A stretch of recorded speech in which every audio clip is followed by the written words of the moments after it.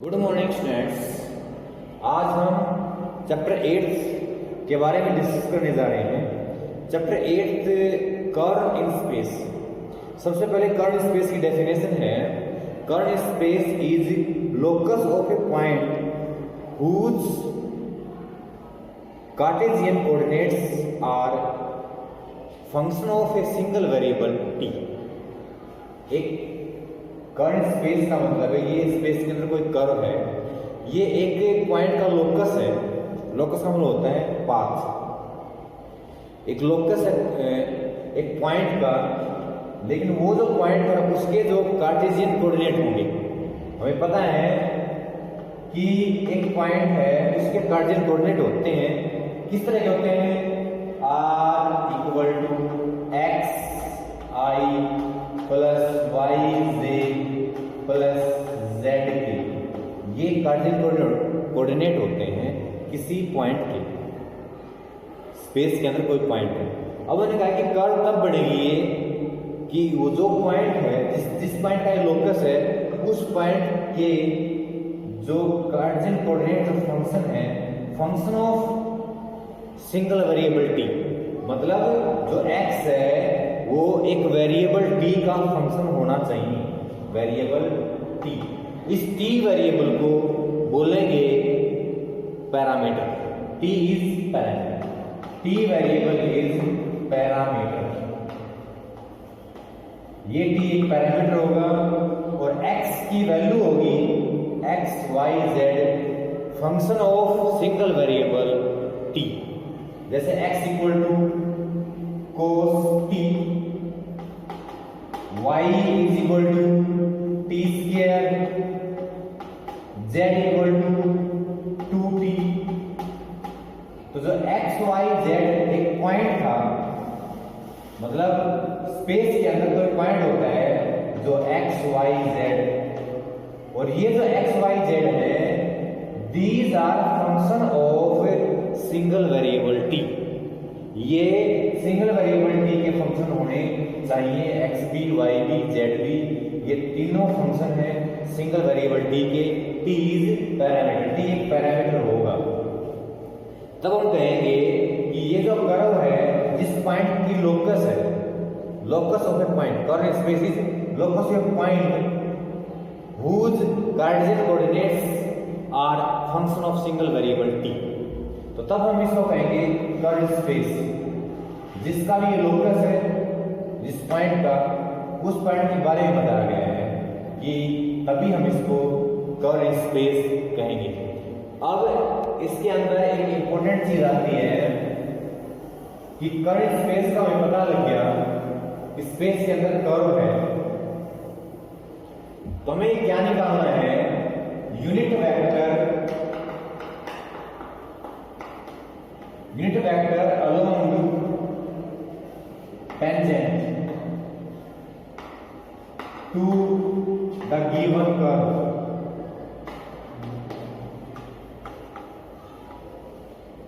मान लिया जाए आपके पास गिवन कर्व है, उसकी कोई टेंजेंट है, उसके अलोंग हमने एक यूनिट वेक्टर निकालना है।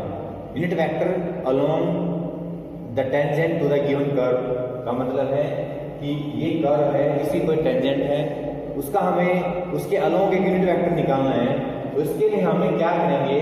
Late P and Q are two consecutive points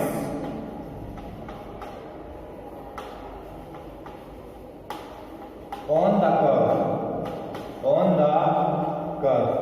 curve के ऊपर हमने दो पॉइंट लिए, एक P पॉइंट है एक Q पॉइंट, कंसेक्यूटिव लगातार पॉइंट नहीं। और let position vector of P, position vector of P का जो पोजीशन वेक्टर है इज R। इस P का पोजीशन का मतलब होता है ओरिजिन O के रिगार्डिंग इसकी जो पोजीशन है P की, यहाँ पर O ओरिजिन मान लिया, इस P की पोजीशन R मान ली। R vector is position vector of P and let position vector of Q position vector of Q is R plus delta R plus delta. जो O से Q की जो position है उसको हमने मान लिया R plus delta R। Delta R का मतलब है स्मॉल चेंज इन R। इसका मतलब है P की और Q की पोजीशन वो बहुत ही नजदीक है, वो दूर दूर नहीं है। Q is neighbourhood of P। इसका मतलब है जो Q है वो P का नेबरहुड है। इससे मैं ये पता लग रहा है क्योंकि एक की पोजीशन R मानी है, दूसरे की position R plus delta R का मतलब है P और Q बहुत ही नेबरहुड है, नेबर के अंदर है दोनों आपस में। ये हमने लेट कर लिया। अब हमें यूनिट वेक्टर निकालना है, उसके बारे में बताना है। उसके लिए हमें ये डिफाइन कर लिया कि P है, Q है, इनकी पोजीशन पता लगी। अब हम हमारे पास PQ वेक्टर PQ निकाल देंगे। Vector PQ by triangle law R plus PQ OP triangle law कहता है कि OP plus PQ is equal to OQ। This is triangle law. ये ट्रायंगल लॉ है कि इस वेक्टर का सम इस वेक्टर के साथ इस वेक्टर के बराबर होता है। तो यहां से हम PQ की वैल्यू निकाल लें। PQ वेक्टर किसके इक्वल होगा? PQ vector is OQ minus OP। OQ minus OP। PQ vector equal to OQ की जो पोजीशन है वो R प्लस डेल्टा R है, माइनस OP की क्या पोजीशन है? R vector.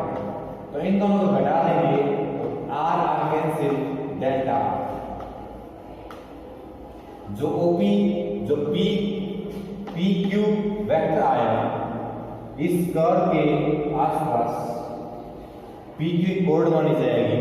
तो PQ वेक्टर का पोजीशन वेक्टर में पता लग गया कि PQ vector equal to delta R। ये हमें पता लगा कि ये डेल्टा R। अब हमें टेंजेंट की बात करनी है, इसलिए पहले हम डिफाइन कर लेते हैं कि A is point on the curve.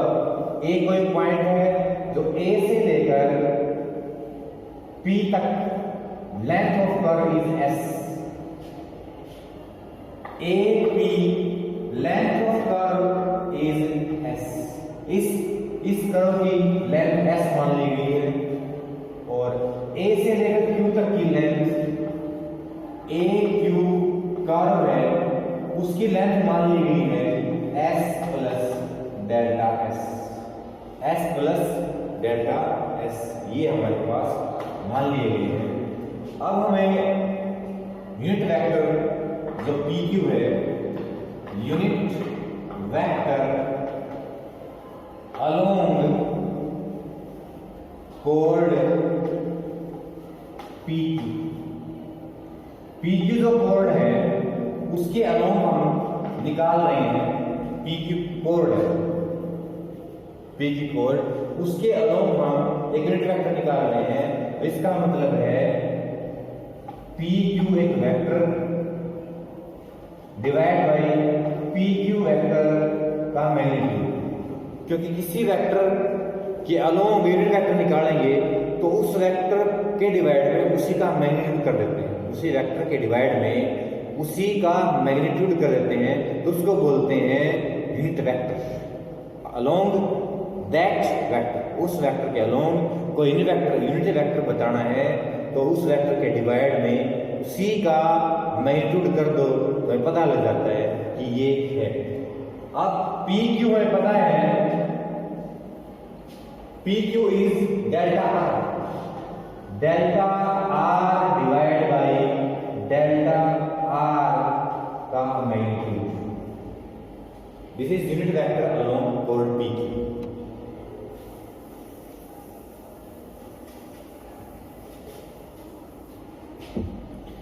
Unit vector along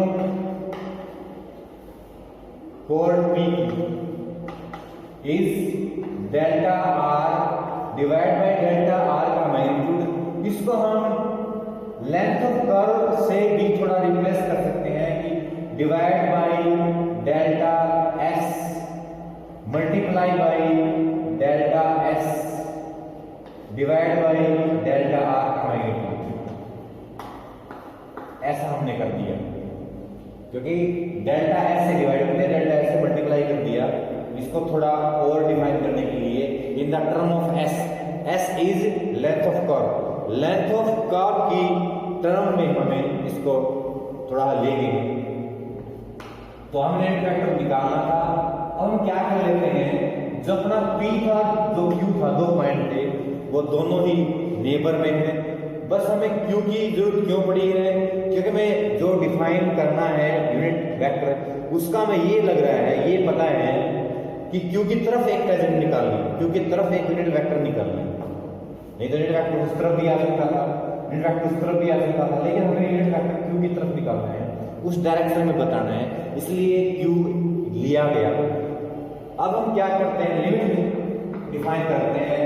limit Q tends to P, जो Q था वो P हो जाए तो जो यूनिट वेक्टर होगा वो टेंजेंट बन जाएगा, टेंजेंट के अलग चला जाएगा।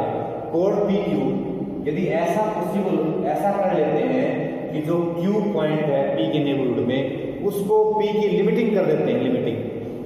लिमिटिंग की वजह से क्या होगा, लिमिटिंग की वजह से ये दोनों एक ही पॉइंट बन जाएंगे और आपकी जो कोड PQ थी वो टेंजेंट बन जाएगी, टेंजेंट लिमिटिंग लगाने से। Limit Q tends to P, then कोड PQ is tangent of curve at point P। जो लिमिट की बात करते हैं दो पॉइंट्स की, तो ऐसा करने से जो कोड थी वो आपके पास टेंजेंट बन जाएगी, tangent at P of the curve. जो कर्व थी उसकी टेंजेंट बन जाएगी PQ, क्योंकि हमें उसको लिमिट में चेंज कर दिया गया है। और ये भी हमें पता लगेगा कि जब P और Q एक ही मान ली जाएंगे तो delta S length of curve और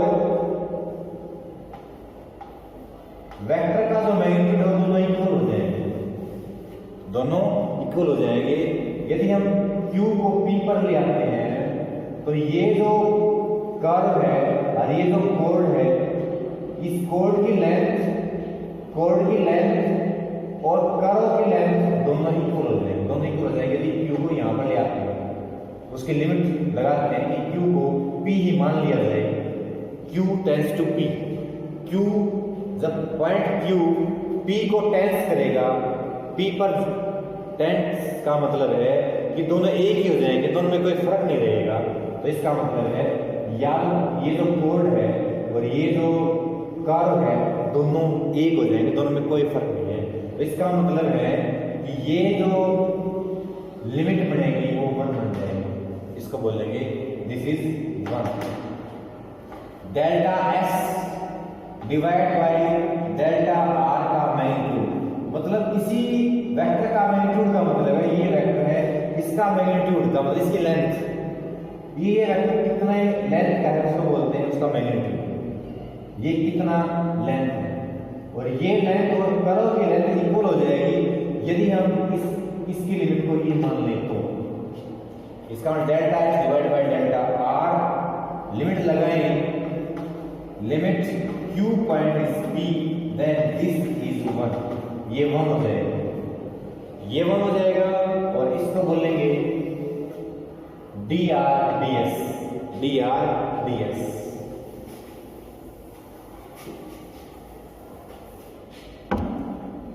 हमने लिमिट का यूज किया है, इसलिए ये कहलाएगा derivative of vector r with respect to s and this is 1।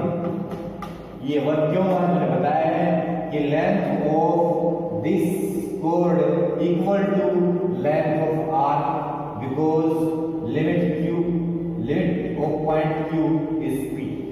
Limiting point q tends to p, दोनों की लिमिट एक कर दी जाए, q पॉइंट को p ही मान लिया जाए तो ये डिस्टेंस रहेगी नहीं, ये दोनों एक ही बन जाएंगे, इसलिए dr है। इसका मतलब हमें पता लग गया यूनिट वेक्टर को मान लिया जाए vector is t is unit vector, t equal to derivative of vector r with respect to s is length of curve. इसको और भी लिख सकते हैं r वेक्टर का डेरिवेटिव r डैश। तो हमें पता लग गया कि unit vector along the tangent, इस टेंजेंट के अलोंग हमें एक यूनिट वेक्टर पता लग गया t यूनिट वेक्टर का मतलब है इस यूनिट वेक्टर की जो लेंथ है, यूनिट वेक्टर की जो लेंथ है वो 1 के इक्वल है। यूनिट वेक्टर की जो लेंथ होती है वो 1 के इक्वल है। यूनिट वेक्टर आपके पास t आया और t का मतलब है dr ds, r का derivative with respect to s is length of curve and r dash भी कह सकते हैं r डैश। इसका मतलब है कि unit vector along the tangent to the curve, एक गिवन कर्व थी उसके अलोंग में टेंजेंट है। अब इसको आगे हम और भी डिफाइन करेंगे in the term of t। हमें अभी पहले कर्व स्पेस बताया, उसी टाइम हमने इसका जिक्र किया था कि t is a parameter, x r is function of x y z and x y z are function of a single variable t के सिंगल वेरिएबल के फंक्शन है x y z। r क्योंकि जो r होता है वो x y z का function होता है और x y z is function of a single variable t।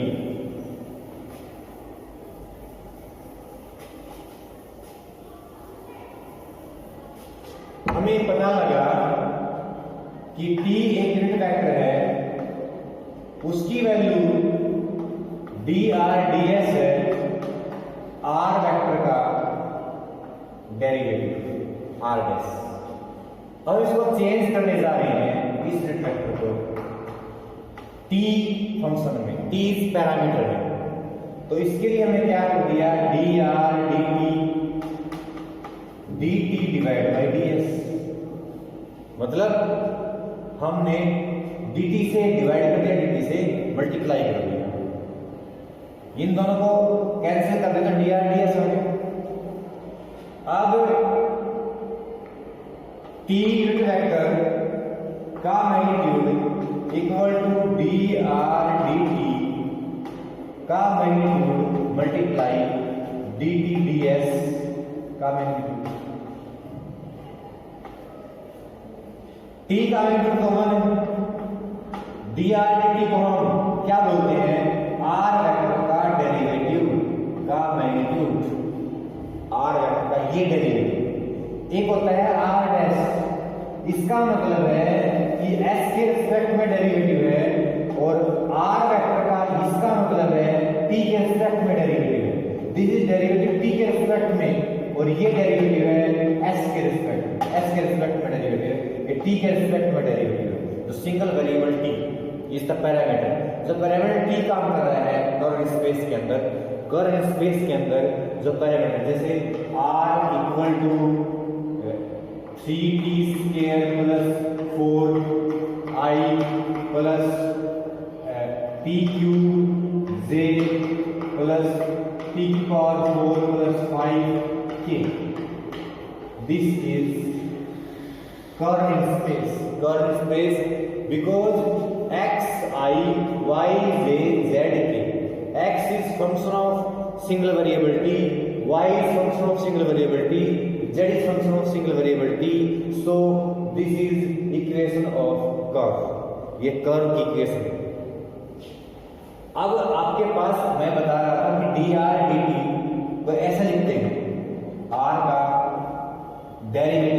Magnitude multiply dt dx magnitude. क्यों? इसके पास वेक्टर है ही नहीं, तो ये फुली मैग्नीट्यूड है। इसके ऊपर मैग्नीट्यूड लगाएं ना लगाएं, क्यों? क्योंकि इसके पास वेक्टर नहीं है, वेक्टर नहीं। t भी एक पैरामीटर है, s is length of curve है। तो इसके लिए हम क्या करते हैं, ये जो है इसको इस तरफ ले आते हैं। इसका मतलब हमें पता लगा कि dt ds dt ds equal to dr dt, r vector का t के रिस्पेक्ट में जो डेरिवेटिव है उसका मैग्नीट्यूड इज ds dt। यदि हम लेंथ ऑफ कर्व का डेरिवेटिव t के रिस्पेक्ट कर दें तो हमारे पास r का डेरिवेटिव t के रिस्पेक्ट करें तो उसका मैग्नीट्यूड के इक्वल आ जाएगा।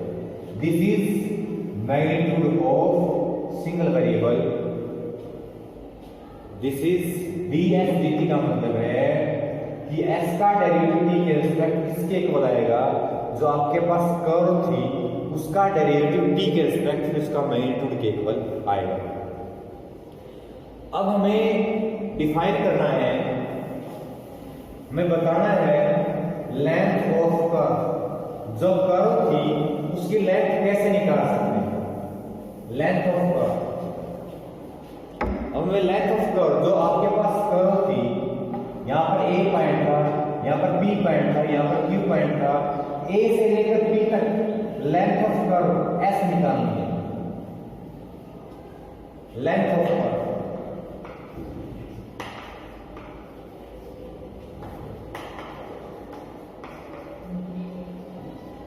जो कर्व गिवन होगी उसके हमें लेंथ निकालनी है, तो उसके लिए क्या डेरिवेशन करना पड़ेगा, उसको हमें कैसे सोल्व करना पड़ेगा। उसके लिए हमें पता है कि r एक पोजीशन वेक्टर होता है किसी पॉइंट का x y z, this are r vector. हम r डैश निकाल लेते हैं, r डैश का मतलब है कि डेरिवेटिव किया गया है dx, s के रिस्पेक्ट डेरिवेटिव किया गया है, dy ds s के रिस्पेक्ट डेरिवेटिव किया गया है, dz ds मतलब जो आपके पास वेक्टर था r डैश का मतलब आप ऐसे भी कह सकते हैं dr ds, जो आपके पास एक पोजीशन वेक्टर था उसका हमने s के रिस्पेक्ट में डेरिवेटिव किया गया है, s के रिस्पेक्ट। अब हम क्या करेंगे, इसका मैग्नीट्यूड निकालते हैं। मैग्नीट्यूड dr ds का मैग्नीट्यूड, dr ds क्या होता है, dr ds में अभी पता किया था, पीछे हम देखेंगे। तो dr ds का मतलब था t मीटर, उसका मैग्नीट्यूड, और dr ds की वैल्यू ये है, इसका मैग्नीट्यूड करोगे तो उसका फार्मूला होता है कि किसी, ये कोई वेक्टर है i j के अंदर जो वेक्टर है उसका मैग्नीट्यूड निकालने का क्या फार्मूला होता है कि x का जो कंपोनेंट है उसका स्क्वायर, y का जो i का जो कंपोनेंट है dx की, j का जो कंपोनेंट है dy ds का स्क्वायर, dz ds का स्क्वायर। अब हमें पता है कि जो t यूनिट वेक्टर है उसका मैग्नीट्यूड 1 होगा, 1 t का magnitude 1 square root dx ds का स्क्वायर, dy ds का स्क्वायर, dz ds का स्क्वायर, ये आपके पास स्क्वायर। और स्क्वायरिंग बोथ साइड करेंगे तो ये जो स्क्वायर रूट है ये घटेगा, इसका स्क्वायर हो जाएगा, 1 का स्क्वायर हो जाएगा। तो आपके पास क्या मिला, लेंथ ऑफ कर्व निकालने के लिए हमें लेंथ ऑफ कर्व निकालने के लिए मिला 1 का square 1 square is 1 dx ds whole square plus dy ds square plus z का डेरिवेटिव s के रिस्पेक्ट स्क्वायर। ये हमें मिला गया कि इसका स्क्वायर रूट था, स्क्वायर रूट हटाएंगे इसका स्क्वायर हो जाएगा। इसके बाद हमें क्या करना है, किसको हमें पता लग गया कि 1 इक्वल टू दिस, इसको हमने t का फंक्शन बनाना है, क्योंकि आपकी जो कर्व दी जाएगी वो सिंगल पैरामीटर t में होगी। कर्व स्पेस का मतलब पहले बता रहा मैंने कि आपके पास जो वैल्यू गिवन होगी, इक्वेशन ऑफ कर्व होगी, वो t का फंक्शन होगी। Equation of curve is in the variable t के अंदर होगी वो, इसलिए इसको हमें t में चेंज करना पड़ेगा। इसको t में चेंज करने के लिए हम क्या कर लेते हैं कि dx ds है उसको मल्टीप्लाई कर दिया dt बाई dt, तो यहाँ पर t लगा दिया और dt by ds square plus dy ds था, तो t को डिफाइन किया यहाँ पर, t को इंट्रोड्यूस किया ये t variable plus dz ds था, तो t लगाया यहाँ पर dt बाई ds का स्क्वायर। 1 इक्वल टू यहां से आप कॉमन ले सकते हैं dt by ds dt by ds dt by ds dt by ds का मतलब वो कॉमन आई, तो आपके पास क्या बचा dx x का डेरिवेटिव t। अब अपने पास जो x होता है वो फंक्शन ऑफ सिंगल वेरिएबल होता है, इसलिए x function of single variable था, उसी का डेरिवेटिव आया और इसको बाहर निकाल दिया। इसके पास स्केल है y भी function of single variable t parameter, z भी function of single variable t parameter. अब उनके डेरिवेटिव t के रिस्पेक्ट हो गए और आपके पास यहां पर dt बाई ds आ गया, dt बाई ds।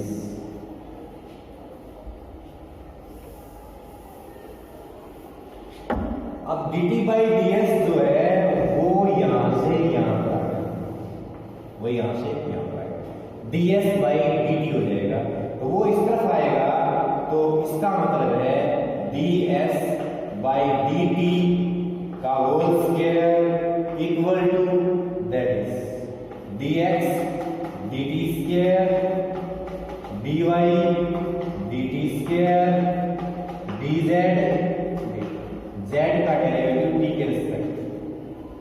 ये आपके पास मेन, हमें लेंथ ऑफ कर्व, हमें लेंथ ऑफ कर्व निकालने के लिए ये जरूरी है। लेंथ ऑफ कर्व निकालने के लिए ये t यूनिट वेक्टर था, उसके बाद हमने ये डिफाइन किया t यूनिट वेक्टर के बाद।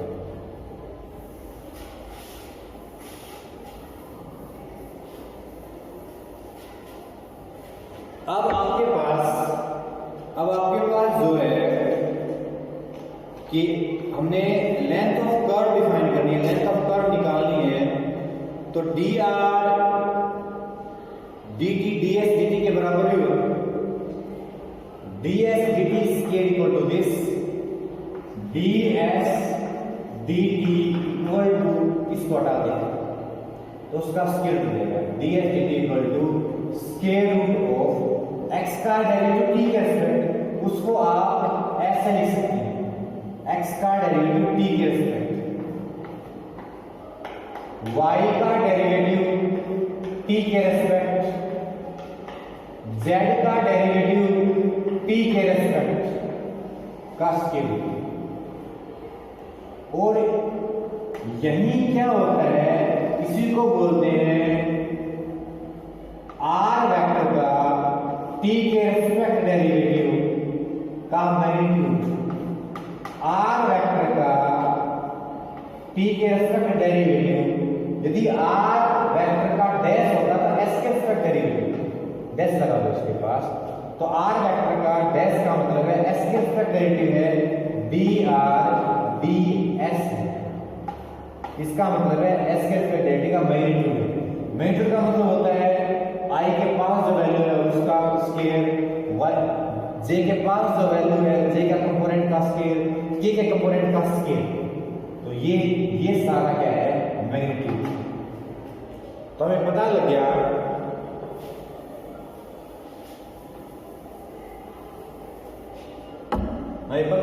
ds dt की वैल्यू जो आएगी वो r वेक्टर के डेरिवेटिव t के रिस्पेक्ट जो डेरिवेटिव होगा उसका मैग्नीट्यूड इसकी वैल्यू आएगी। इस dt को यहां से हटा दो, इंटीग्रेशन t यहां पर आ जाएगा। अब टेकिंग इंटीग्रेशन कोएफिशिएंट, तो ds का integration S length of curve equal to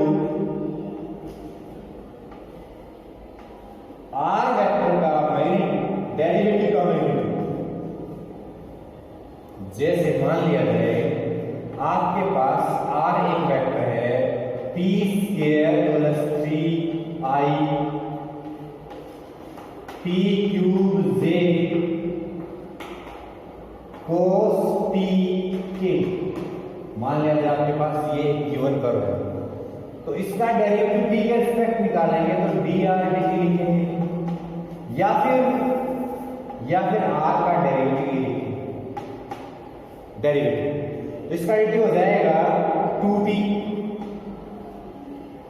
i, देखिए वेक्टर है इसलिए i j क्या है, इसका डेरिवेटिव हो जाएगा 3t स्क्वायर j, इसका डेरिवेटिव हो जाएगा माइनस साइन t k।